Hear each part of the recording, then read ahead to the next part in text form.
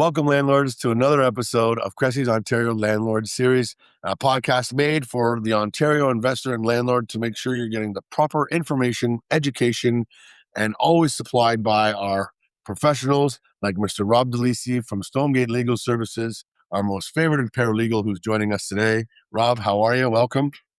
Thank you for having me, Kevin. It's always great to be talking to you and your audience about landlord-tenant matters.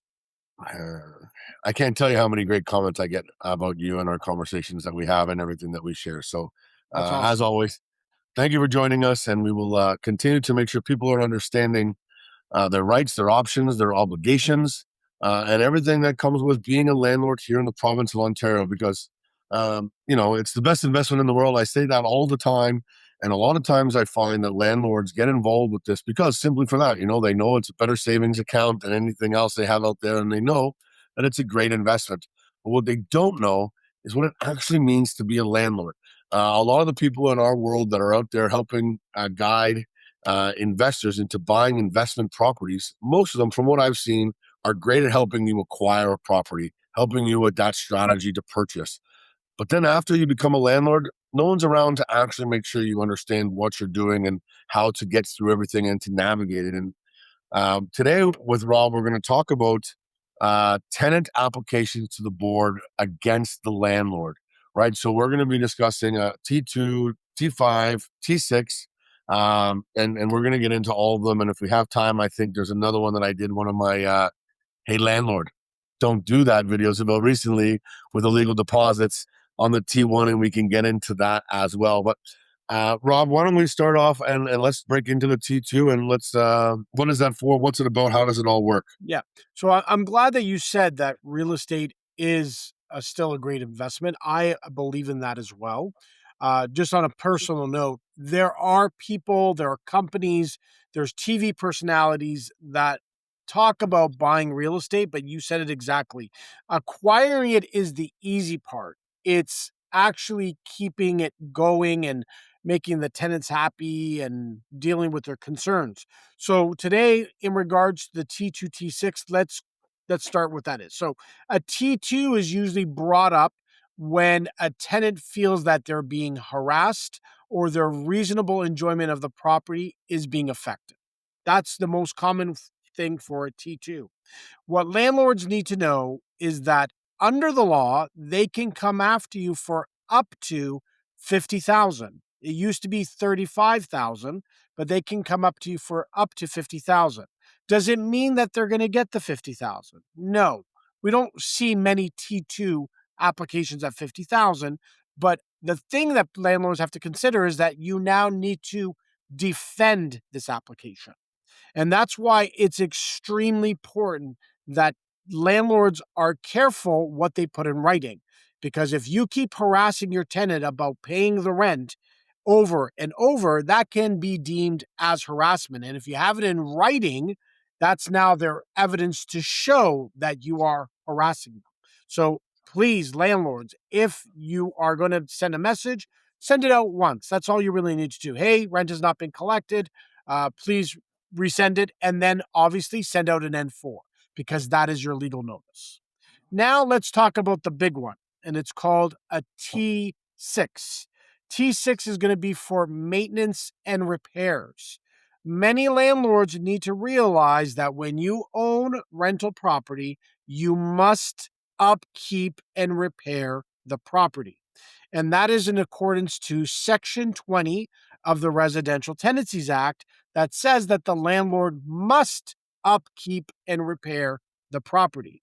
So this includes filters, light bulbs, cutting grass possibly, snow removal, molds, appliances, anything that a landlord needs to repair, they need to get on it, even if they don't feel that's important. Because if a tenant brings it up, they will first send a couple of emails. Once you ignore those emails, they will file a T6 and possibly combine it with a T2. And remember, under each application, they can go after you for up to $50,000. So imagine getting two applications for 50,000 and 50,000, 100,000, you start getting worried because, wow, 100,000. This is why landlords, please, when you do repairs or when you start getting in the process of doing repairs, have something in writing. So if a tenant says to you, my fridge isn't working or there's a leak somewhere, you got to respond. Okay, I'm on it. I'm sending my plumber out today or tomorrow, so that it's in writing. Why? Because when you go to the board, the landlord and tenant board or the adjudicator is going to want to see what you've done to mitigate your damages. So it's extremely important that things are written. If you got a contractor out, get proof of that, some kind of report. Let's say if it was a clogged toilet and you think that the tenant was responsible, get that plumber to write up a report with a receipt. I came in on this day, I fixed the toilet, and what we found down there were women hygiene products that expanded, and that's why it was clogging. Now that gives you an out, I guess, so that you can file against your tenant for an N5 if you wanted to do that. Okay. So it's very important that as landlords, you need to treat this like a business. I've said this 100 times, and part of it is dealing with tenants. If there's something wrong with the property, please go out, have it looked at, and don't get your brother, your sister, your cousin to look at it. Get someone that is qualified so that you can get a report. So that would be the T2 and the T6. The next one, is it okay if I continue, Kevin? Yeah, please go ahead. We'll Is going to circle back to be everything afterwards. the most popular one that we see now, especially right now, is going to be a T5. So a T5 is for a bad faith application. And where that is most commonly used is under something called the N12. So under the N12, if you say as a landlord that you're going to be taking the property for personal use, that means you must move into the property for at least 1 year. But that 1 year starts when the tenant moves out. So let's reverse engineer. Let's say you are, Kevin, you're a tenant. I give you an N12. You get my N12 and you say, Rob, okay, you gave me an N12. I'll be out by the end of February because I'm going to find another place. Even though you have the right to wait to go to the board, you say, you know what, no problem, I will move out. You move out, and then once I get you out, I'm like, oh, okay, so Kevin moved out. I can now raise the rent to market value, and I put it up on the MLS or I put it on Marketplace, and the tenant finds out that I didn't move in, and instead I re-rented it for a higher amount. Well, if that tenant files a T5, they're going to show that A, I didn't move in, B, there's an advertisement, and C is that there was bad faith because the reason why I gave the N12 was not because I wanted to move in, but I wanted to re-raise the rent. The tenant will have this evidence. So there's something I want to bring up. It's something called Google Alerts. I don't know if everyone is aware of it, but if you plug in a keyword in Google Alerts, so let's say 123 Riverdale Street, and it comes up on the internet, Google will actually email me everywhere that address is being shown. So is it on Marketplace? Is it on the MLS? Is it on a personal website? I can now print or screenshot those and use them as evidence against the landlord on a T5 application. And for the T5, again, the maximum is 50,000 that a tenant can come after you for. And what landlords need to realize is that even if they don't get that 50,000, you now have to defend the T5, possibly even a T2 and a T6. And if you get a legal rep involved, you now need to worry about the legal fees. And when you go to the board, anything can happen based on number one, the adjudicator, and number two, what evidence is being brought forward against that landlord. So landlords, please be extremely careful when you are giving notices and when you're dealing with properties. Again, treat it like a business. Again, very well said. We'll stick with the T5 there at the end, just because that's something that I think has been very common right now with what we're going on with Bill 60, the whole thing with rent evictions and the N13 notice and the changes with the N12 and how that's all gone on. And we've discussed that in other videos, and there'll be more to discuss if you are a little bit unsure about what we're talking about. Simply the changes that are going on with the RTA right And now with just the so you know, N12. Kevin, sorry to interrupt you. Bill 60 has come into effect, but we don't have the new forms yet. So we're still reverting back to the old forms. So the old laws in place. So right now, as of this date of being on here, we are still following the old rules simply because we don't have the new forms. Yep, I have to give in on an N4 right now, and I gotta wait a couple more days still because it hasn't changed yet. The Well, form, it should be more than a couple. It's going to be 14 days unless you do it by mail, which is 20 days. yeah. So we're what day is it today? The 13th. Right. But if you Yeah, do it under the new rules, it's 7 days. right. Which we can't do yet because the form Right. still says 14 and everything like that. Anyway, That's correct. um, so with everything that's going on with rent evictions and the N12, with people moving in and stuff like that, this is because the landlords have in the past been shady about this, and the tenants always have had their protection because it is their home. It is a place that they're living in, right? We cannot just uproot people for whatever reason as landlords we want to. Once a property becomes an investment property, a rental, somebody else's home, it is their home and no longer yours. So we have to do things properly. Um, Over the years that we've been doing this now with investors and especially with the property management company now, just over 5 years, we've had to deal with some of these things, right? Some of the things coming back, complaints with a T6 is the biggest one that we've had to deal with. Tenants saying that things weren't done properly. We've discussed some of the things over the time and made sure we always did what we needed to do to rectify it. They've had the city come in. So there's lots of things that can be done on the tenant side to make sure this is being looked after. But as we're going through all this, we want to make sure landlords that you are taking care of things properly. Okay. Not only just because it can cost you more monetary, like the finances and fines and costs for legal fees and stuff like that, but this is your property, right? The more we take care of it properly throughout time, the less wear and tear, the less surprises that we're going to have as they come as well. So the little things, the upkeep, when tenants turn over and stuff like that, we should definitely look at then. But again, always going through some things simply like window breaking. You know what I mean? The wrench, the handle on a window to open up, stuff like that. That all has to be working. You mentioned light bulbs. That's something that I didn't know that we had to take care of light bulbs as Light well. bulbs, filters, anything that's under Section 20. Now, most people, if you give them a bunch of light bulbs and say if it goes out, you can change it. But under the law, it still falls under Section 20. You know, see, I've never been asked to change a light bulb. We definitely take care of the filters. We make sure we drop them off. I show them how to change. Some people ask us to come back all the time because they don't want to touch it because they're nervous, whatever. That's correct. But interesting about the light bulb. See, I talk to you multiple times every week, and I'm still learning from you all the time. I love it. I did not know Can I about. add something? Do you mind, Kevin? Yeah, no, Because you please. brought this up. For most landlords, I'm going to say the smaller landlords. Oh, and I again, if you're a landlord, please, I'm not trying to insult you. Many landlords don't understand how to be a landlord.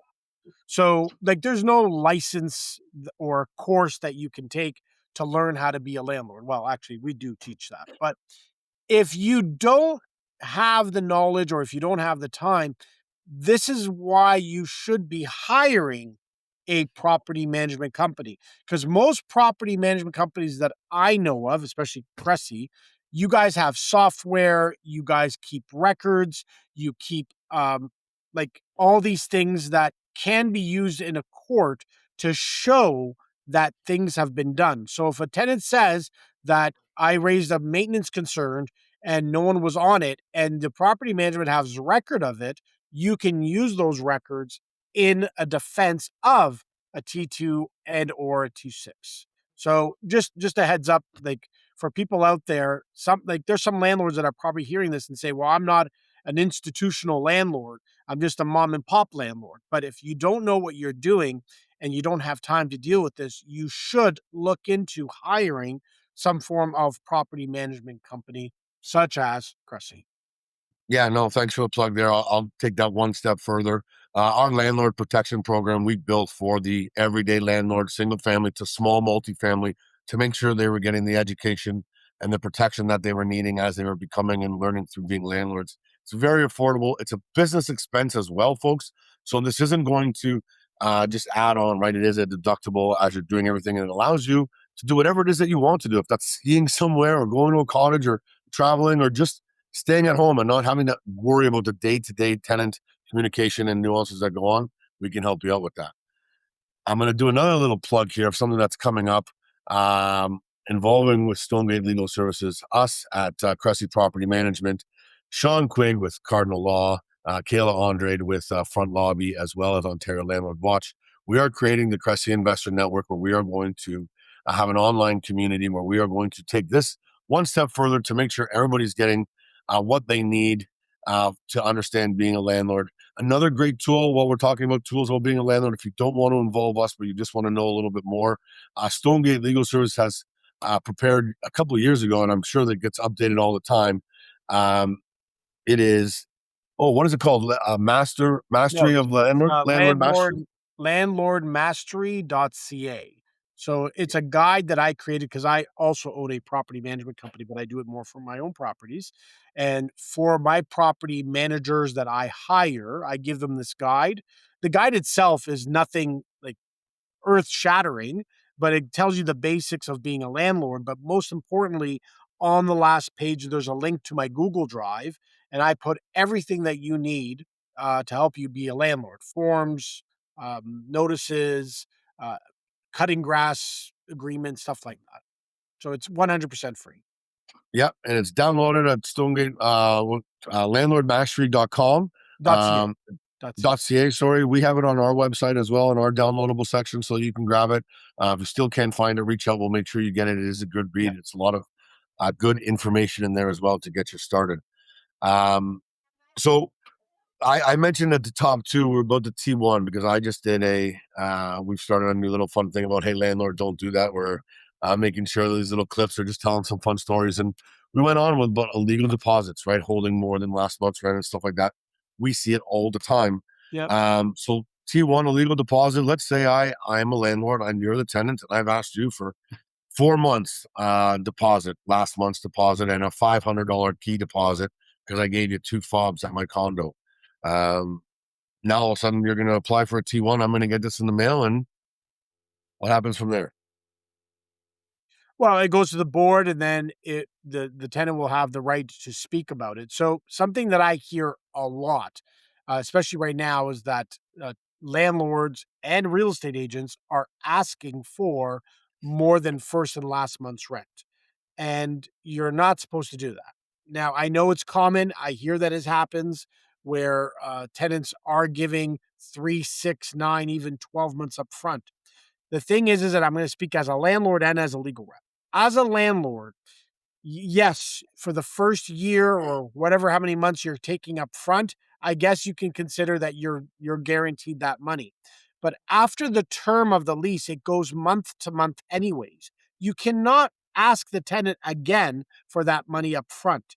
So you are disqualifying other possible tenants that are more qualified for that property because money is only one aspect of getting a tenant.